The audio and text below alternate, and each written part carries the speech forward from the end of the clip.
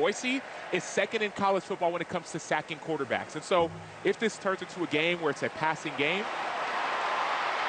Tigers get it back, and there goes Thomas. Xavier Thomas to the house.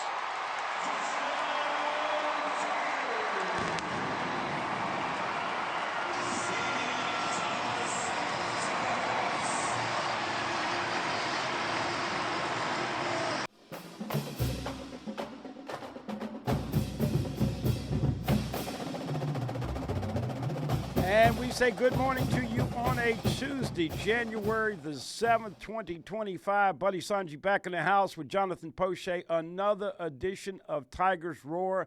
As most of you know, because of the craziness with the Christmas holidays, with Christmas Eve and New Year's Eve falling on Tuesdays right before those big holidays, we have been off. So we're back here in the saddle giving you your scoop, your incredible infatuation of LSU athletics, and there is a lot to talk about. Happy New Year to everybody. Actually, he's the host and I'm the analyst, but since we've gone into our new studios, I'm the lead dog. And right out of the gate, before we get into the topics, let's welcome in Jonathan Poche, who is the straw that stirs the drink over here at Pelican Sports Radio and TV. And JP, Happy New Year. We have a lot to talk about. And you know, I predicted Xavier Thomas to return a punt for a touchdown, but he made me wait all the way to the end of the year. Kickoff is just as good. Finally, a kickoff for a touchdown with the Z-Man, and that was our opening highlights. But look, a lot to talk about. We've got a lot of sports to get to.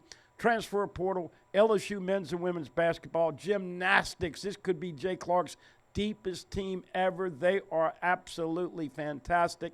Baseball around the corner in a month. LSU on the road at Missouri.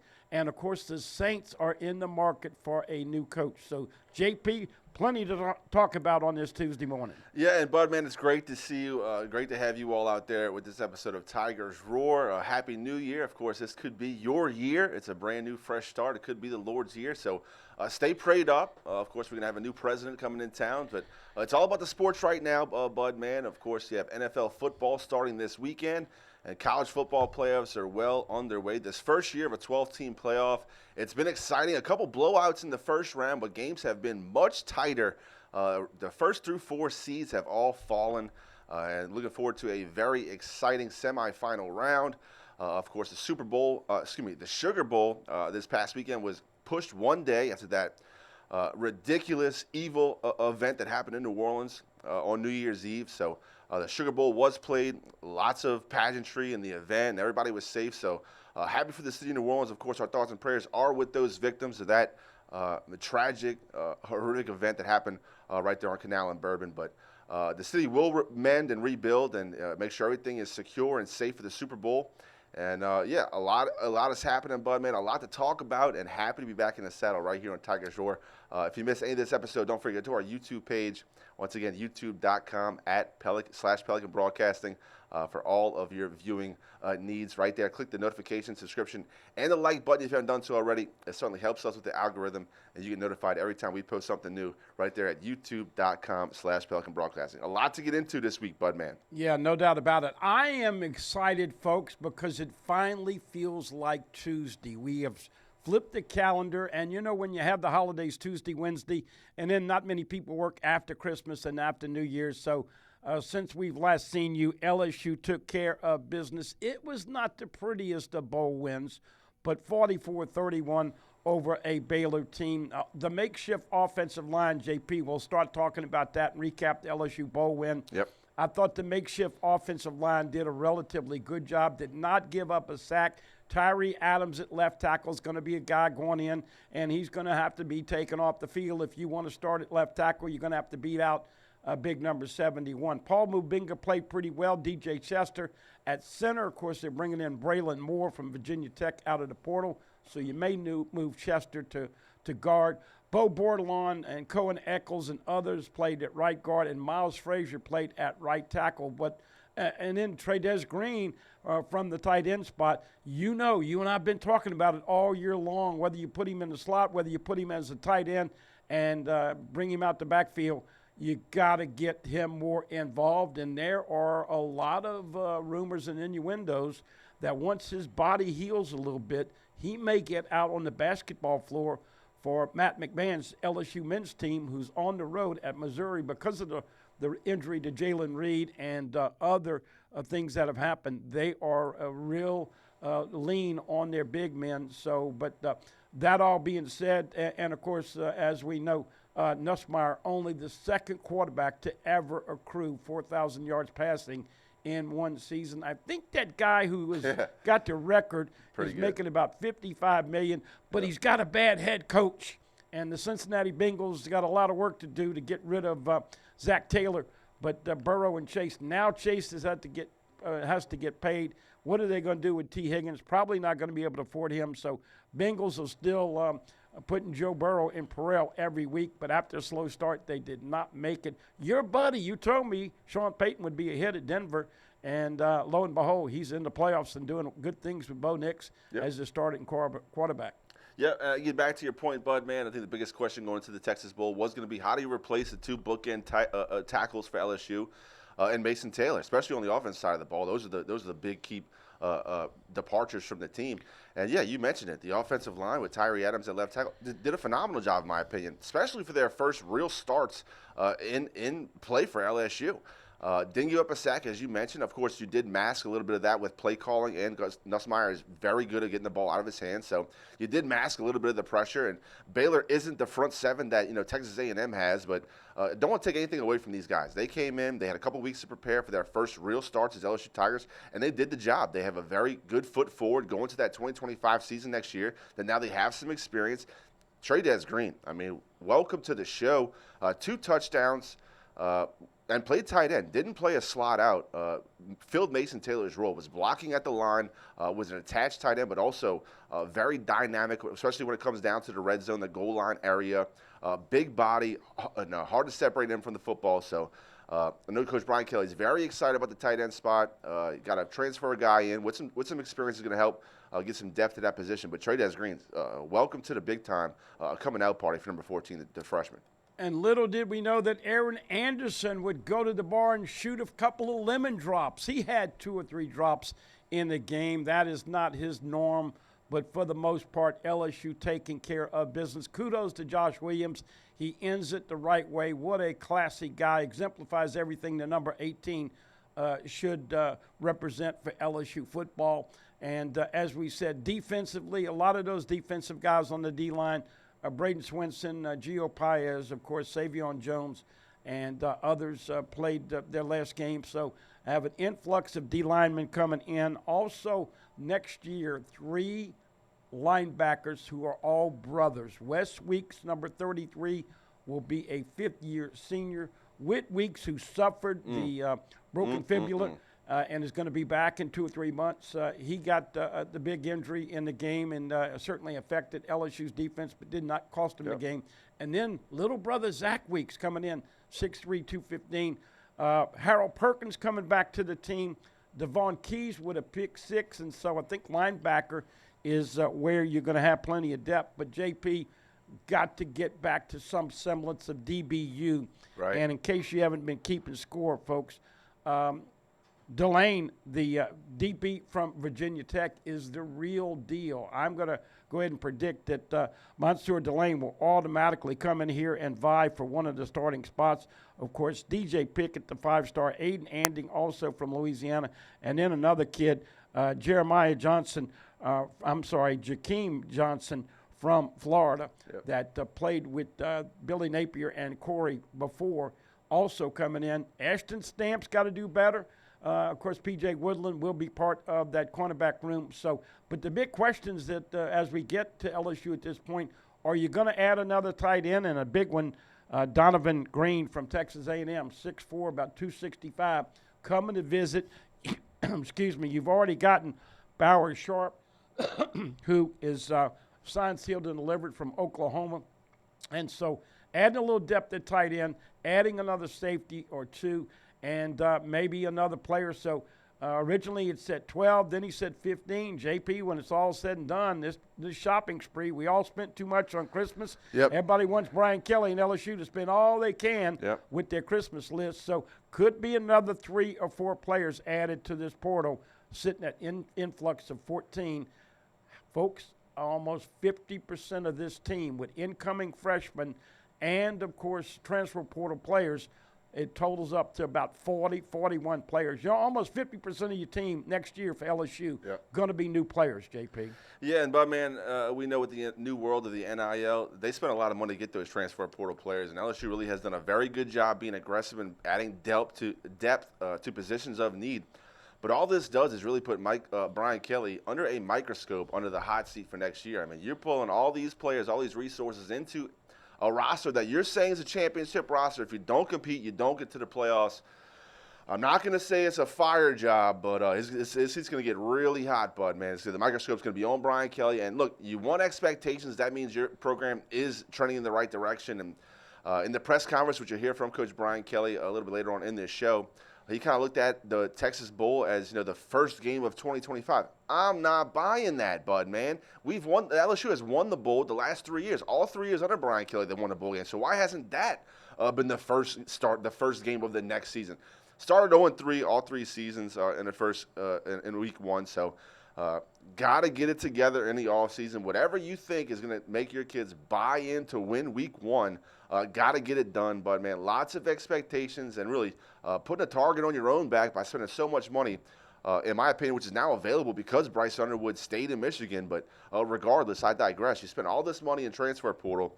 This has to be a season that you make it to the playoffs. Yeah, no doubt about it. And, look, I echo all of those sentiments. If you're a Tiger fan out there, and we've talked to many of you, especially if you spent a lot of money going to Vegas or you followed them on the road, we've got a T-shirt. We'll give you a little glimpse of it next time we're on Tigers Roar that says basically we're taking receipts and we'll see you at the Natty. Those were BK's words. Our buddy Dan McNamara over at Bayou Apparel hooked those up for us, so we'll have some of those for sale for you later on in the month of January. But I agree, JP. Look, eyeballing it here with all the acquisitions in the portal, you probably thinking LSU is going to be coming in here 12 to 15 on the preseason, but there is no doubt they have got to win the first game, and Cade Klubnik is their quarterback. He just announced last week he's coming back, so another tough one to open up the season. You lose that opener. Yep. That would be 4 consecutive openers under BK and 6 consecutive openers lost by LSU football. We'll say it 1,000 times, and it'll be said 1,000,000 times with all media. That is a must-win for BK, because if you start off with the bad foot and you lose the opening game, then you've got a lot of pressure the whole season. And I agree with you. If you don't make the playoffs next year, I think year 5 would be a make it or break it. Now, look, BK has got this thing headed in the right direction, and they finally realize they've got to spend money to get the quality of talent that they need. But I'm with you. It's got to translate to the football field, and that's what's so fun about going out there in the spring, to see the pieces to the puzzle be put together.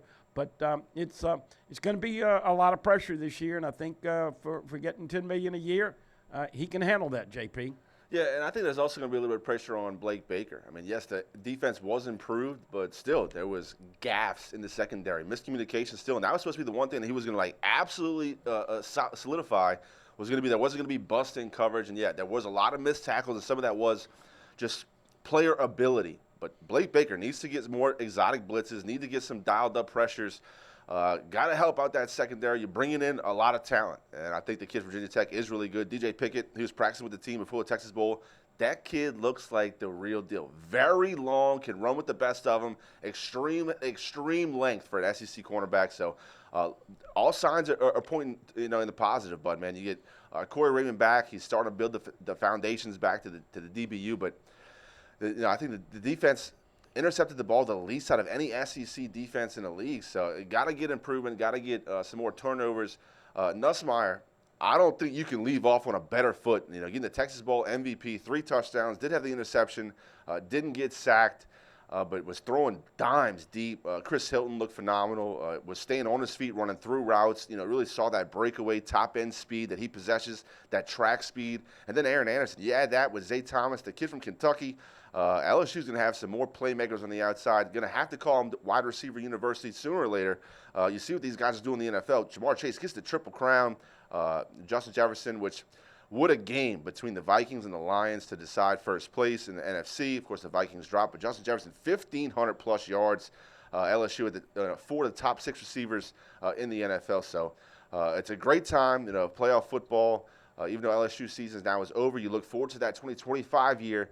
And a whole lot of excitement, Bud. This could be the year. Everybody thought Brian Kelly, year 3 was going to be that big stride towards the championship. It could be year 4. Yeah, and that's why we enjoy having access where we get an opportunity to go out there and see them participate in the spring. You're going to need a program. There's going to be a lot of transition, as we said, about 50% of the new team. Oh, by the way, they're looking at a corner/hybrid safety coming over from Auburn by the name of Keontae Scott. They've got Tamarcus Cooley, a big-time DB and safety coming in from NC State this weekend on a 2-day trip. Donovan Green, 6'4", about 265, could be a blocking tight end and receiving tight end. Everybody knows the room at tight end is a little thin with the departure of Mason Taylor to the NFL and Cameron Pimpton to TCU in the portal. So safeties is the need. Glad that they got a punter. Grant Chadwick looks like he'll be the punter next year at Middle Tennessee State, but still some work. And as we asked the coach, it is roster building time. JP was connecting the dots, and that's what we do on this show. We talk Tigers, but we also talk the NFL. Jamar Chase with the Triple Crown. And once again, you can talk about wide receiver. And Ohio State's done a fantastic job with putting out great wide receivers every year, and they probably got a wide receiver that's going to lead them to Natty. But look with Jamar Chase, Justin Jefferson, Malik Neighbors, Brian Thomas Jr., on and on and on. And we will always talk about those legacies.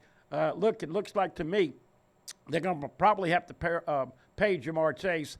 And I don't know if they could afford to pay T. Higgins as well because they need linemen to protect Joe Burrow. So I'm not a fan of Zach Taylor. Expected him to get the pink slip next year. He fired some defensive coaches. And, of course, Rex Ryan, the guy who loves has the foot fetish, is trying to kick his way into the New York job again. And it might happen because Woody Johnson, the Jets owner, is perceived to be one of the top 3 or 4 worst owners in the NFL. And so from the Saints standpoint, you feel like there's a couple of good candidates. And obviously on Tigers Roar, we talk about Saints, we talk about Tigers, and we appreciate all the shows that we have on this network promoting the Southern Jags. Yep, but man, we'll take our first break of this episode. We'll come back. We'll see some on-the-field action from the Kinder's Texas Bowl this past week, December 31st. Of course, LSU with a 44-31 victory over the Baylor Bears. Coach Dave Aranda, the head coach over there still. And we have a lot more on Tigers Roll. You'll hear from Coach Brian Kelly, his post-game comments. We'll also talk about the CFP bracket and the 4 teams that are left. We'll also get into some NFL. Budman mentioned the coaching search for the New Orleans Saints. A couple names have kind of emerged to the top. We'll talk about those, what the Budman thinks about. But don't go anywhere. You're watching Tigers Roar right here on Pelican Sports TV.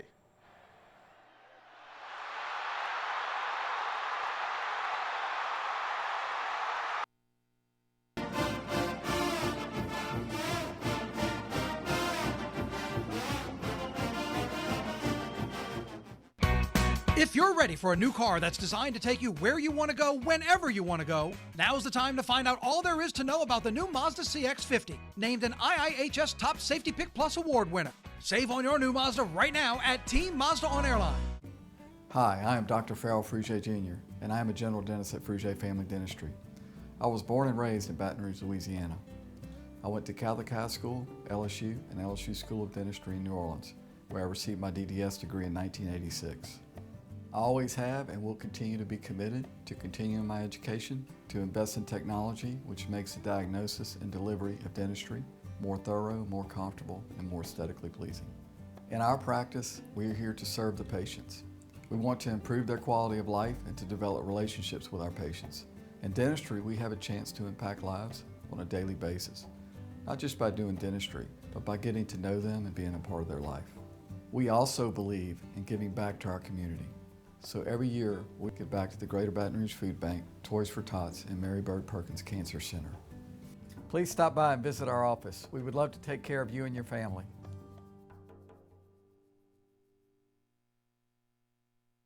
Visit Treads & Care Tire Company's new location on Hooper Road in Central. Locally owned for over 50 years, Treads & Care is known for quality automotive repair and top-notch customer service. I'd like to invite you to come out and see us at our new location in Central.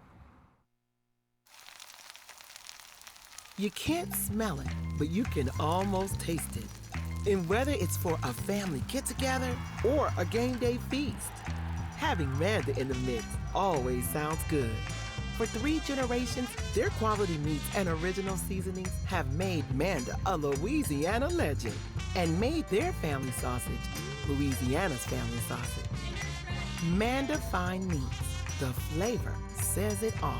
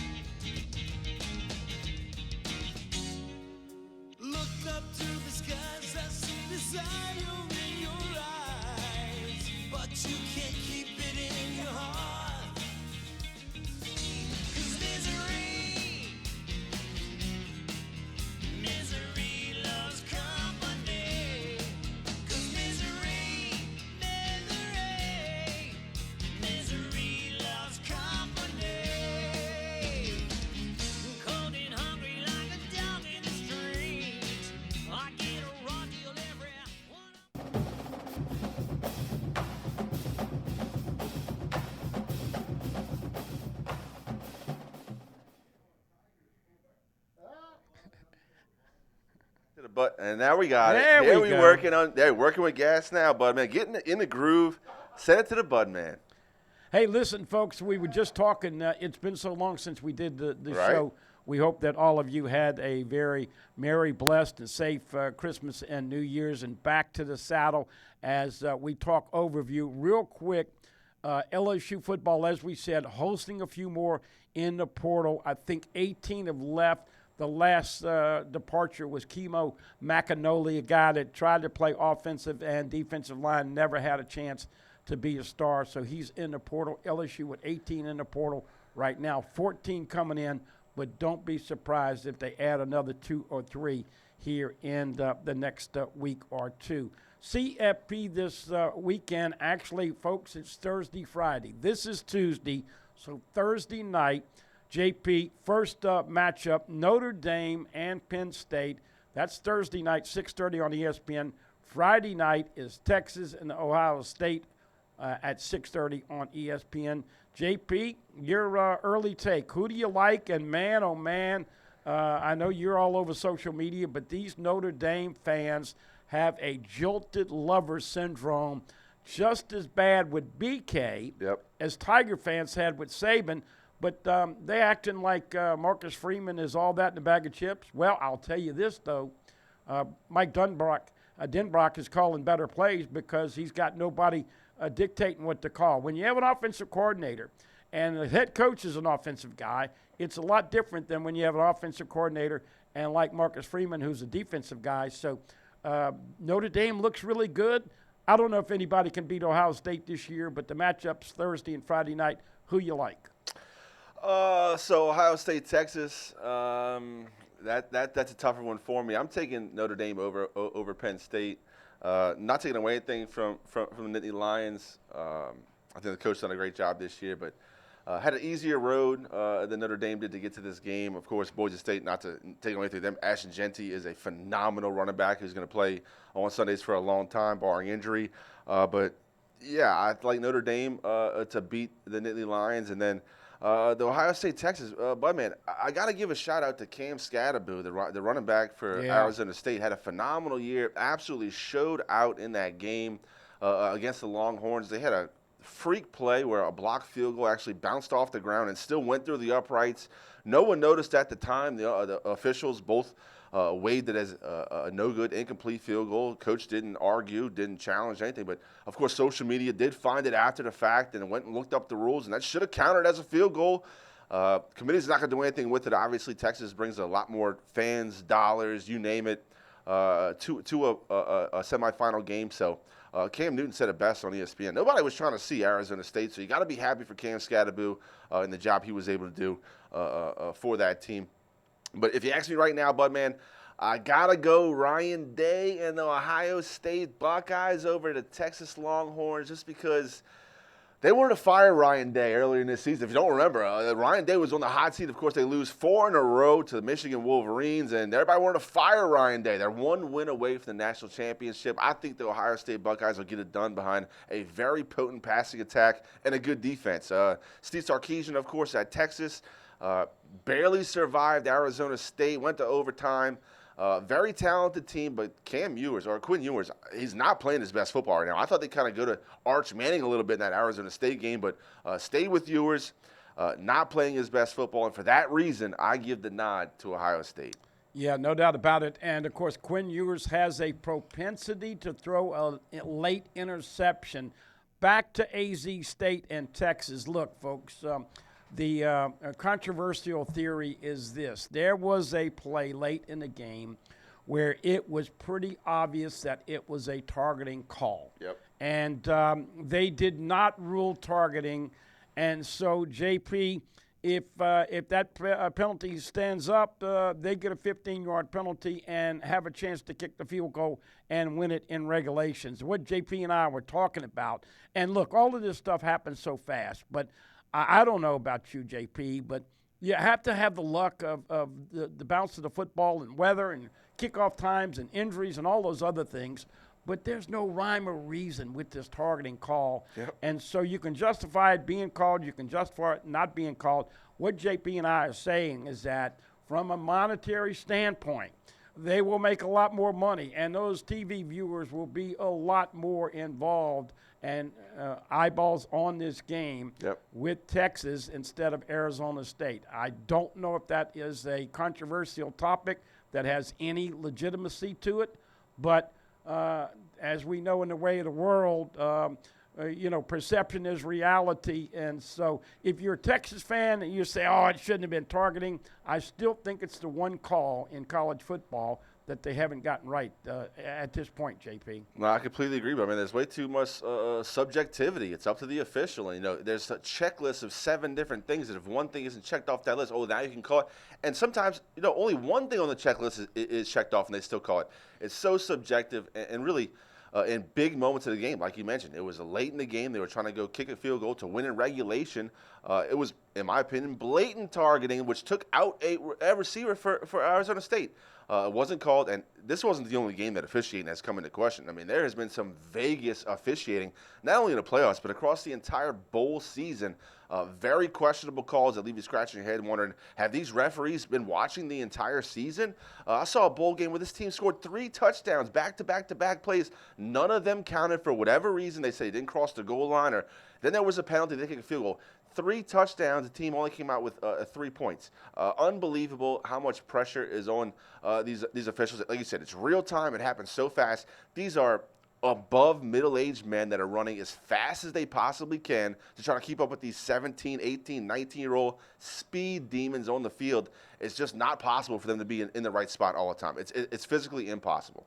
And I guess I can say that I'm above middle age. Of course, anytime you get north of 60, you start to say, hey, you're slowing down. Well, we're not slowing down over here at Tigers Roar. We're going to bring you a lot of content for 2025. Excited to be with you as always. Don't forget doing radio 1 to 3 on our Pelican Sports Radio app. And, of course, Mike Scarborough and I will pick it back up, LSU Tigers on Tiger Bay tomorrow night at 6. All right, JP, James Franklin is not a big game coach. His record against top 5 and top 10 is worse than BK. Marcus Freeman has not taken Notre Dame anywhere that they haven't been before because Kelly got to the national championship game and got blown out.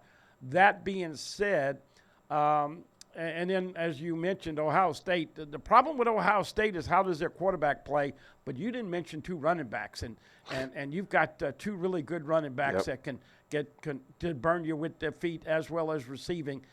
So I like Ohio State. That line now is the Ohio State favored by 5.5, and Notre Dame a 1.5 point pick. Once again, Thursday night, Penn State, Notre Dame, 6:30 ESPN. Friday night, Texas and Ohio State. And then, of course, 2 weeks from last night on January 20th will be the finale. So it sounds like you and I are in agreement, Ohio State, Notre Dame for all the marbles. Oh, yeah, Bob, man, we've had this graphic up. Someone's going to go ahead and go to it. There was the playoff bracket, and that's how it started. We're in agreement. We're both picking Notre Dame and Ohio State. But, yeah, James Franklin, look, good coach, not a big game coach, as you mentioned, hasn't had a lot of success in playing top 10 opponents. So, look, they knocked off Boise, the 3 seed. I mentioned Ashton Jeanty. They really almost eliminated him from the game, and you knew Boise State was going to try to lean on their workhorse. And he did touch the ball and had some success early, but really they changed the game plan on him, and Boise State could not run the football in the second half. Had to try to play catch-up through the passing game, but really didn't play into their hands. I'm taking Ohio State coach Ryan Day. Look, we already talked about it. They were trying to fire him out there in Columbus.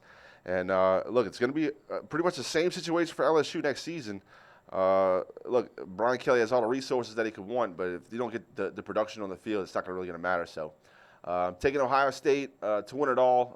Notre Dame, like you mentioned, they've been there before. But like Coach Ryan Freeman, I don't think he's like anything elite, a very special coach, but his players love him. They love to play for him. He's a guy who really relates to his guys, and you could tell his players, as soon as he got that job from Coach Brian Kelly, when BK came down in Baton Rouge, they were all in for Coach Marcus Freeman. And, the social media has not been kind to Brian Kelly, especially after that win Notre Dame had over Georgia. The best thing that happened to Notre Dame was Brian Kelly going out, yada, yada, yada. It never stopped. But give me Ohio State over to the Fighting Irish in the national championship. Don't know what the scores are going to be this weekend, but I'm looking forward to some exciting games. And let's make sure that people understand that one of the things that BK said upon his arrival at LSU is that he thought he had a better chance to win a national championship at LSU than at Notre Dame. We shall see if the Irish can win it. But until then, as we said, a lot of jilted lover talk. JP, you want to go to the highlights in the bowl game? You want to go to Kelly? Where you want to go? Let's go to highlights, bud, man. Let's go to the highlights real quick and recap this bowl game. Once again, LSU had a nice lead, got up 28-7, and here we go right out of the gate as Devon Keys with a tipped INT pick 6. He's going to be a linebacker that plays a lot next year. And really, it started off really well for the Tigers. You scored in all 3 phases. Of course, you had the big kick return from Xavier Thomas. We'll see a bit later on. And, Devon Keys, right place, right time. You got to get the tips and the tip passes. And, of course, came across the interception. Big play. Everyone's so excited. Great shot on the sidelines. And these highlights are a little different. They're on-the-field view. They're on-the-field action. Have a lot of good stuff in here. Here's Josh Williams, who also had a great day. Coach Brian Kelly kind of praised him in the post-game press conference, saying this guy came back to finish what he started. Great catch right here by Trey Green, who also had a phenomenal day. Yeah, and look, at 6'7", 245, he's a basketball player. He knows how to shield the defender off with his body. Once again, a little swing pass here to Josh Williams, and nobody deserved to have a game like him more than Josh Williams. Great representation of number 18. He will be missed. He's not the biggest or fastest, but meant a lot to this football team. But, of course, it all starts with the MVP of the Kinder Texas Bowl, Garrett Nussmeier, 24 for 34, 304 yards, 3 touchdowns. Did have the interception, but there's a great one to the big target, Trey Green, the true freshman, and he's got some dance moves, bud, man. Yeah, he's got the dance moves, and of course, maybe Justin Jefferson and the other guys will teach him a little bit better. But this guy has hands like a vice grip. I love the way he catches the football with his hands, JP. I completely agree, bud, man. Away from his body, here's some defensive action for the Tigers. Jordan Gilbert on a tackle on the sideline right there. Comes back, and here leads to a score for the Bears.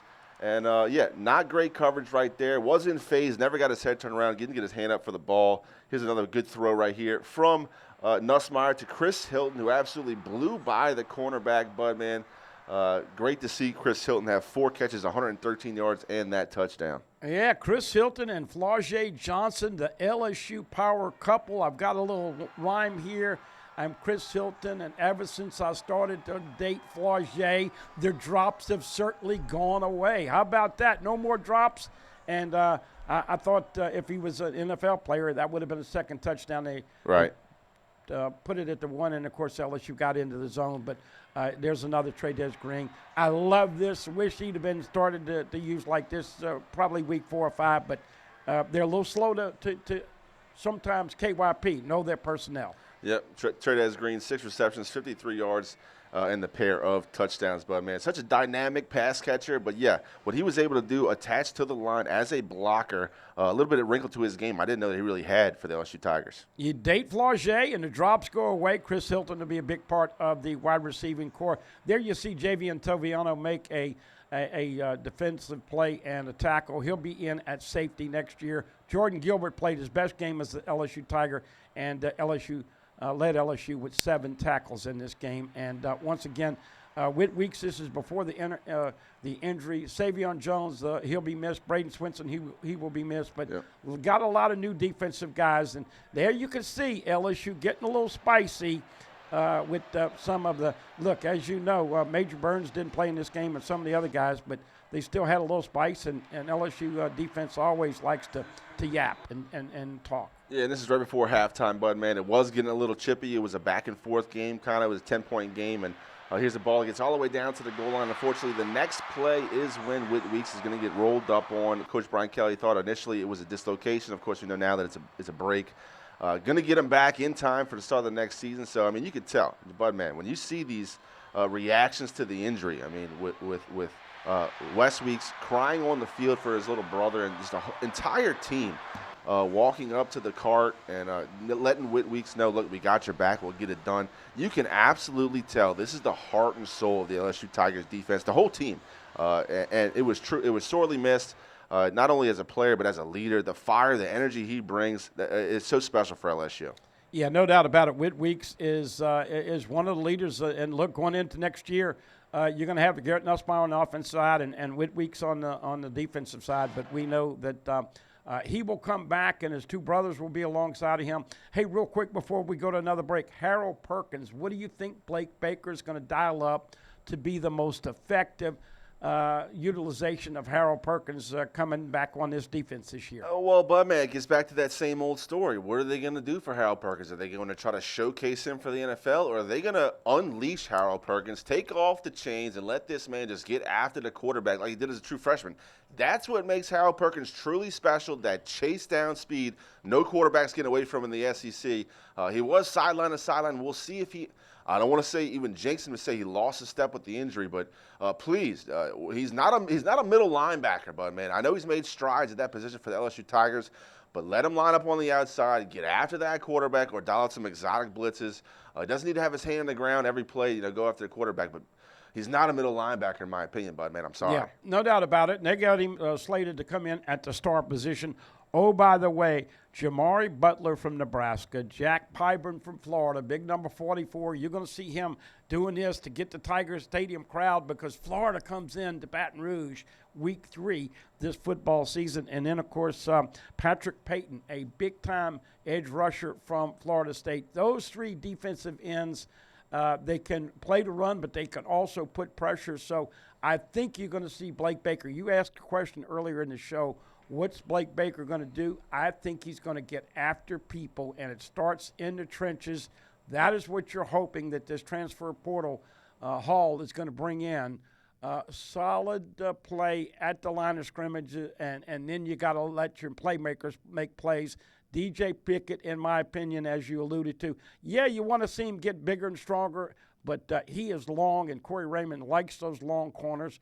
It's going to be fun to see how this defense develops, and you'll see a lot of those guys out at spring practice, but as you alluded to, you got to get some consistency running the football on offense, but you got to have a little bit better special teams. We don't have time today to address it, but we'll talk about that. Will you bring in a new special teams coach specifically just for that job? And then, of course, on defense, got to get off the field on 3rd down and got to get the yardage and the points down. So a lot of work to do, but roster building in progress, and we will take a quick time out.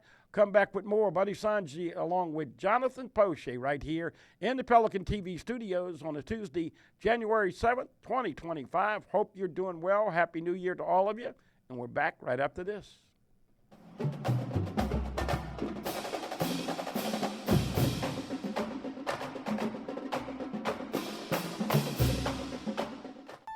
Tremonti's has meat. Tremonti's has seafood. Tremonti's has much more. Tailgating and home gating platters. Huge wine and liquor selection.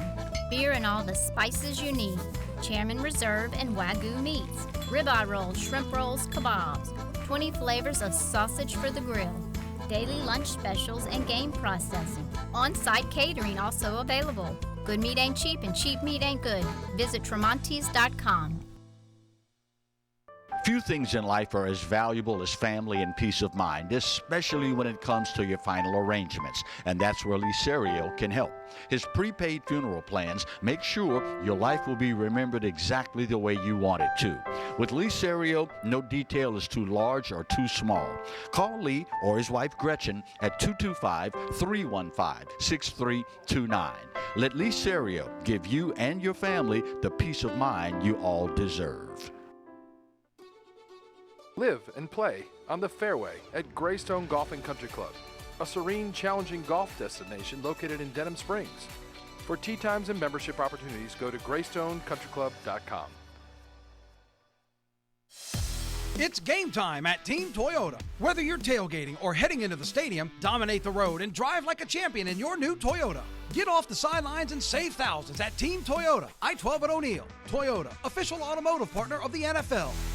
Treads & Care Tire Company announces its new location on Hooper Road in Central. Locally owned for 50 years, Treads & Care is known for quality automotive repair with top-notch customer service. Treads & Care offers the convenience of shuttle service and pickup and delivery of your vehicle. You can also enjoy the comfortable customer area, complete with workstations, high-speed internet, and a complimentary coffee bar. I'd like to invite you to come out and see us at our new location in Central.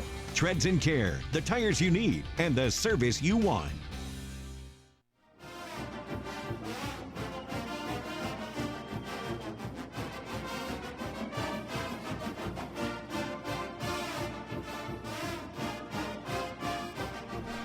All right, folks, we are back in the saddle here on this Tuesday morning. Hope everybody doing well. As you can tell, that we're a little rusty. The same thing happens when you don't play a game for a couple, 2 or 3 weeks. And JP, any other comments you want to make about BK? Look, I want to make sure people understand that there will be pressure on Brian Kelly to get LSU in the playoffs. But it's like that every year.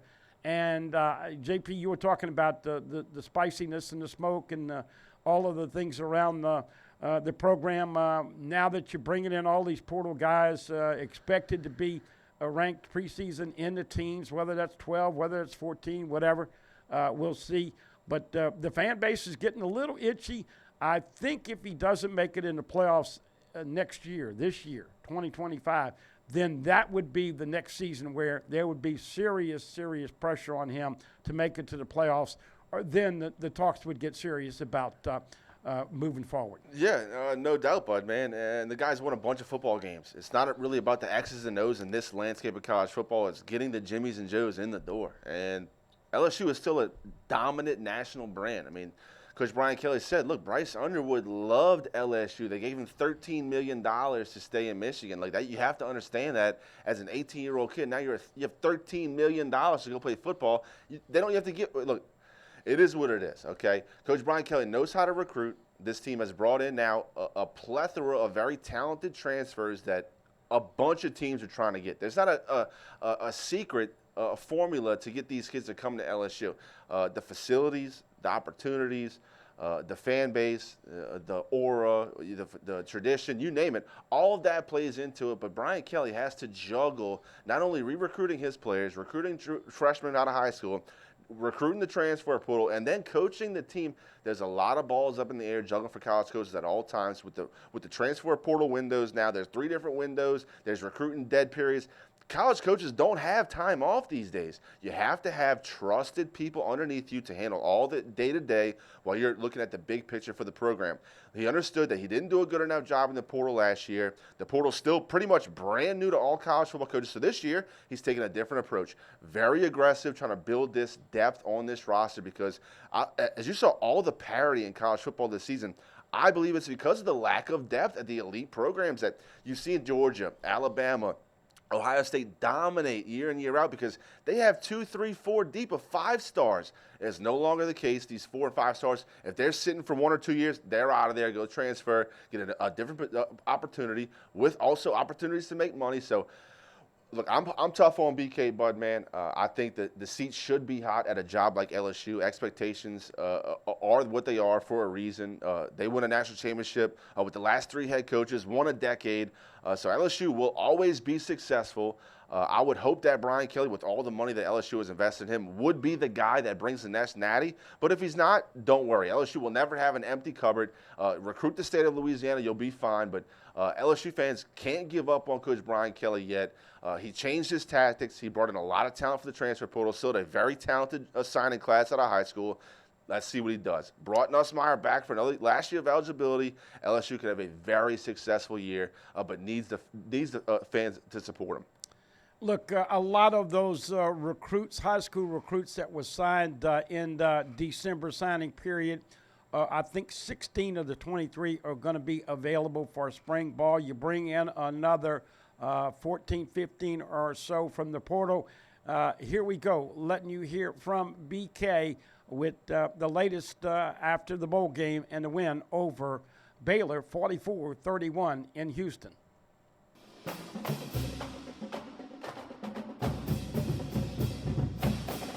Big statements, that's right. Excited about the win for our guys, especially the 9 guys that, finished what they started. They committed to LSU and wanted to finish it. And that's why I wanted the ball in Josh Williams' hand on that goal line play. Nobody's been more trustworthy and accountable there every day for us. And that kind of, epitomized what he has been about for us. And that kind of put the game away for us late. It was, a little bit of everything today. There were some really good things on special teams and then some not so good things. But it's been really fun to coach this team. I know, cynics would say it was disappointing. It wasn't disappointing. It was a team that was less than perfect because of inexperience. A team that gained experience.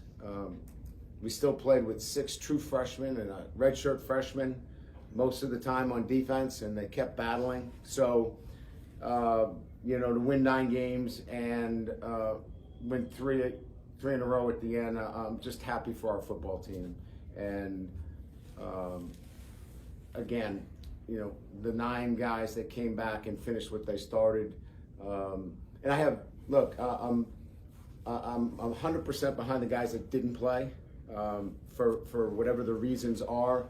They're valid. But the 9 that were here, I want to be able to trumpet them as well, because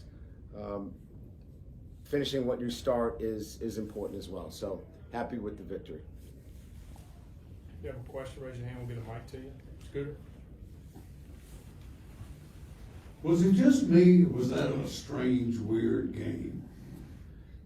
I just think that there were, you're talking about a bowl game where a lot of different things can happen because of, the preparation and the layoff. You had, special teams gaffes, and then you had some spectacular plays on special teams. You had some great one-on-one matchups. I mean, there were some spectacular catches by Baylor and by LSU. You saw a true freshman in Trey'Dez Green, who, in many ways, how do you put it in perspective that he made you forget about Mason Taylor, who is an incredible player because of the plays he made on 4th down and 3rd down. We didn't give up a sack today without a first-round draft pick, a first-day draft pick, a starting 3-year starter. That's pretty incredible. So yeah, there were some bizarre things, but the big picture is pretty bright in terms of what happened today. When you're on the sideline for a game like that, do you sometimes just like, okay, that's the way it's going to be today, go with it? Yeah, we kind of went with the flow, but that's what this group has been about all year. I mean, when they're in a valley, they know they're going to come out of it. And so if a bad play happens, they look to come back. Look, I mean, I think there were several of those occasions today, and they just kept fighting. Wilson. Sort of offensive as a whole, like you said, the offensive line stepping up, Trey does, and several others, Chris Hilton. Why do you think the offense was maybe able to be so successful today, despite having to kind of fill in some pieces in a fairly short period of time? Well, I mean, I think Tyree Adams, was really solid at left tackle. I think Miles Frazier at the right tackle. Our edges were really good. DJ, at center has been there all year. So we had, we really had some good pieces there, and I think we were able to do a great job of getting the ball down the field. And once we were able to hit some big plays down the field, it opened up a lot of things. But I will go back to what I said earlier. I think the presence of Trey Green at the tight end position gave, again, Garrett Nussmeier the opportunity to convert some key 3rd and 4th down situations, which he's had all year with Mason Taylor. And that was really the biggest thing for us, is would he have that guy available for him? And we saw that he did again. Just the deflection that he got that came up short on 4th down shows you the kind of athletic ability he has. So you'd really had some young players step up in those situations, which is what we really thought was going to happen, but you never know until they go out and play. Justin. 2 parts here. Yes. You talked about a little bit Trey stepping in for Mason Taylor. Those are huge shoes to fill, but he kind of did it seamlessly. How is he able to be as good as he was today? And also, Chris Hilton, what did you see from him? Well, Trey is an incredible competitor. The work he put in the bowl prep was second to none. His mindset, his want to go in there and mix it up and run block. As you saw, we didn't treat him like a wide receiver. We treated him like an attached tight end. I mean, he lined up in the core. He lined up in the slot. And I said this to you folks, we weren't going to treat him differently. We were going to treat him like it was Mason running that position. And, he had to get sandpapered a little bit in practice. I mean, he went home a couple of times, and I'm not sure that he made it past 6:30, 7 o'clock at night. He was sore. But that was just what his commitment was, and pretty proud of him. And, Chris, has been waiting for these opportunities, and he got his chance and was able to do the things that he's capable of doing. I think the other thing was, the run after the catch. When he ran the inside stop route, and we saw a burst from him that, was electric. So big things for him to come. Bryce. Coach, kind of a 2-parter. One, is there any update on Will Weeks in the initial update? And then just kind of the second part of that, can you speak to the response of your team to come off the sideline and what that just shows and how much they care about him and what he means? Yeah, it looks like the early indication is a dislocation of the ankle. Probably will have surgery here, quickly. I don't want to give an exact timeline, but should have him, ready to go, sometime around spring ball. So, obviously, we feel for him, and certainly. He's a tough kid that will handle this the right way, but we'll act quickly on it.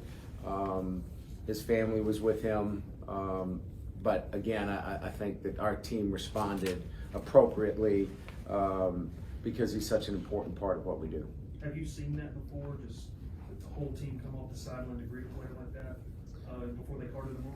Yeah, I mean, I think there's been times where, you know, the heartbeat of your team, and in particular the defense, I don't know that they knew the nature of the injury, so I think that they were very guarded about what it might have been. And I actually told the team before we went back out, you know, what the nature of the injury was, just so we didn't have any lingering effects going into the second half, so that they could play, you know, and get back to what was most important, and that was finishing off the game. I know obviously the roster is going to go through a number of changes before you guys play another football game, but what did tonight's what did tonight's game and the performance from some of the guys, like what did it show the staff? What do you feel like you have that maybe you didn't feel like you had before tonight? Well, I think we've already talked about some of them, right? We talked about Trey'Dez Green, you know, how good you feel about that with, you know, a veteran player also coming in from the portal at that position. You feel really good there, right? You know, some of the guys that got pressed into starting roles, you know, Tyree Adams, you know, at the left tackle position, that really bolsters what you're thinking about, you know, from an offensive perspective. Defensively, playing all those freshmen, whether it was Tylen Singleton or, you know, Deshaun Spears or Javian Toviano. You know, PJ played a lot, you know, at the corner position when Zy didn't play in the third or fourth quarter. So there's just so many guys now that have experience playing, and now add, you know, some additions that have veteran experience. And that's really why we wanted to wait and give these guys some experience and now add them to the mix. And now you have a healthy roster. You have depth on your football team going into the SEC. Roster building is what LSU is doing right now. As we said, DB coming in from Auburn, DB and a safety from NC State, tight end Donovan Green from Texas A&M. All of those guys coming in, so still plenty of action in the transfer portal with LSU building up that roster. Look, JP, interesting. SEC did not have a great team this year, had a lot of good teams. What do you attribute that to, real quick? I think it's the loss of depth, Bud, man. The front 11, the top 22, they're all great, but then one guy goes down. Now you're dealing with a 3-star instead of another 5-star. So I contribute the parity just to the transfer portal. These guys are not sitting the bench. They're going to leave for greener pastures, and it's really thinned out the herd, especially at the top. And, of course, real quick, wrapping up, JP, you a New Orleans native. Give us a skinny and scoop on what you're hearing Bud, man, about the possible new Saints coach. Yeah, the Saints made me sick. They let Mike Evans, the Saints enemy of the Saints, Mike Evans, get his record of 11 straight seasons of 1,000 yards. So I'm not real happy with the Saints right now, but I'm hearing the new head coaching job. Name that's really at the top of that list is going to be Aaron Glenn. I've wanted Aaron Glenn from the beginning, so I'm not mad about that. But the Saints better draft Will Campbell and do everything right to get me back on board, because I'm mad at the Saints right now, Bud, man. All right, folks. As always, appreciate you tuning in. Once again, Happy New Year. We'll be back here in another week or so with another edition of Tigers Roar right here on Pelican Sports TV. Have a great night. See you in a couple of weeks, everybody.